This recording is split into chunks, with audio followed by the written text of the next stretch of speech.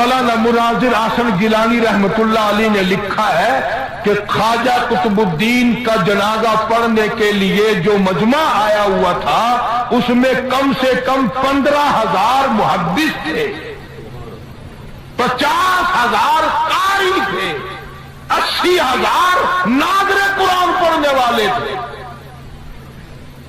Rail motor car ہوائی جہاز کچھ نہیں تھا، اتنی دنیا جنازہ پڑھنے آئی تھی۔ جب وصیت نامہ کھولا گیا، توجہ کرنا، بس یہ بات لکھ کر اگر آج آپ لے گئے تو انشاءاللہ میرا وعد کامیاب ہو جائے گا، جلسہ کامیاب ہو جائے گا۔ وصیت نامہ کھولا، اس میں لکھا ہوا تھا میری نماز جنازہ وہ آدمی پڑھائے، میری نماز جنازہ وہ آدمی پڑھائے جس میں 3 شرطیں پائی جائیں۔ میری نماز جنازہ وہ آدمی پڑھائے جس میں 3 شرطیں پائی جائیں۔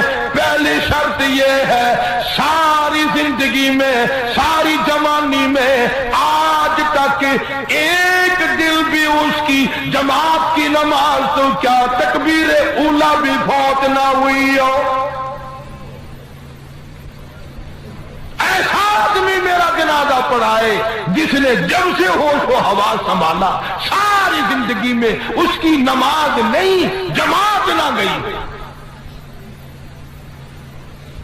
پہلی شرط تو یہ، اور دوسری شرط یہ ہے میری نماز جنازہ وہ آدمی پڑھائے جس کی ساری زندگی میں کبھی تہجد کی نماز قضا نہ ہوئی ہو۔ تیسری شرط یہ ہے میری نماز جنازہ وہ آدمی پڑھائے جس کی ساری عمر میں، ساری زندگی میں، بیماری میں، سفر میں، تندرستی میں، کاروبار میں، کسی حال میں بھی اس کی نگاہ غیر عورت پہ کبھی نہ پڑی ہو، غیر محرم عورت پہ اس کی کبھی نہ نظر پڑی۔ اب یہ تینوں شرطیں بڑی سخت، وصیت نامہ پڑھ کر سنا دیا گیا، کوئی آگے آنے کو تیار نہ ہوا، نہ محدثین میں سے، نہ مفتیوں میں سے، نہ قاریوں میں سے، نہ عالموں میں سے، نہ حافظوں میں سے، کوئی آگے آنے کو تیار نہیں۔ کیوں؟ سب کو یاد تھا بھی جماعت بھی کبھی نہ کبھی نکل جاتی ہے، تہجد بھی رہ جاتی ہے، اور دوستو سچائی کا زمانہ تھا اس لیے کوئی آگے نہ آیا۔ اگر آج کوئی یہ وصیت نامہ لکھ کر رکھے گا انشاءاللہ بغیر جنازے کے تشریف لے جانا پڑے گا۔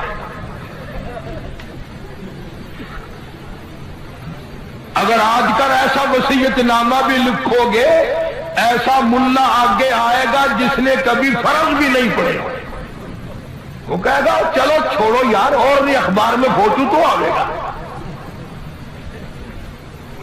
تینوں شرطیں بڑی سخت، خواجہ قطب الدین بختیار کاکی رحمت اللہ علیہ کی لکھی ہوئی شرطیں۔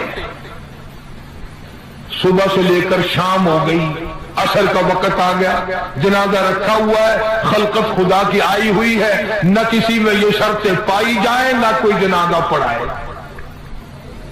عصر کی نماز کا وقت جب قریب آیا، ایک آدمی صف میں سے نکل کر آگے آیا، جنازے کے قریب آیا اور منہ سے کپڑا اٹھا کے کہنے لگا او خواجہ تجھے کیا ملا، تجھے کیا فائدہ پہنچا، تجھے کیا چیز حاصل ہوئی، جاتے جاتے میرا پردہ کیوں کھول گیا۔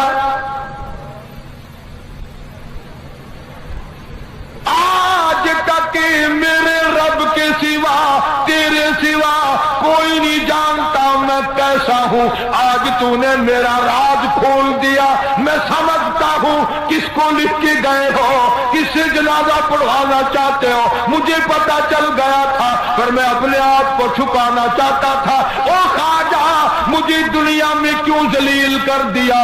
اب 2 باتیں ہیں، اگر میں اپنا راز بچاؤں تیرا جنازہ پڑھانے والا کوئی نہیں، اور اگر تیرا جنازہ پڑھاؤں میرا راز نہیں بچتا۔ کون ہے آج میرا پردہ بچائے؟ تو ने तो अपना फायदा कर लिया, मेरा नाम लिख कर चला गया, शर्तें मेरे बारे में लिखी है, आज के बाद दुनिया मुझे क्या कहेगी, अभी मौत ना जाने कितना दूर है, अगर इसके खिलाफ हो गया मैं काली कमली वाले को क्या मुंह दिखाऊंगा।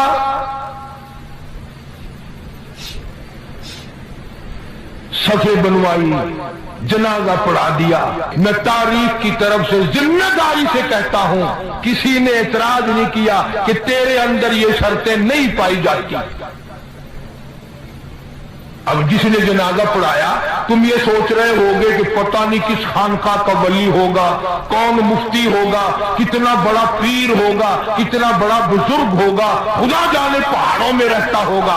नहीं, उसी वक्त में जब ये ख्वाजा का इंतकाल हुआ है, फौत हुए हैं, उसी वक्त का हुक्मरान, दिल्ली के तख्त पे बादशाह करने वाला ख्वाजा शमसुद्दीन अल्तमश था। कभी बादशाह ऐसे हुआ करते थे कि उनकी जमात की नमाज न जाती थी, कभी तहज्जुद का दानी होती थी, कभी गैर औरत पे उसकी निगाह नहीं पड़ती थी। आज गरीबों, मजदूरों और मुलाजिमों, तुम सारा दिन बदनीति से 100 औरतों को ताड़ते हो और मरते वक्त तुम्हें क्या मिलेगा।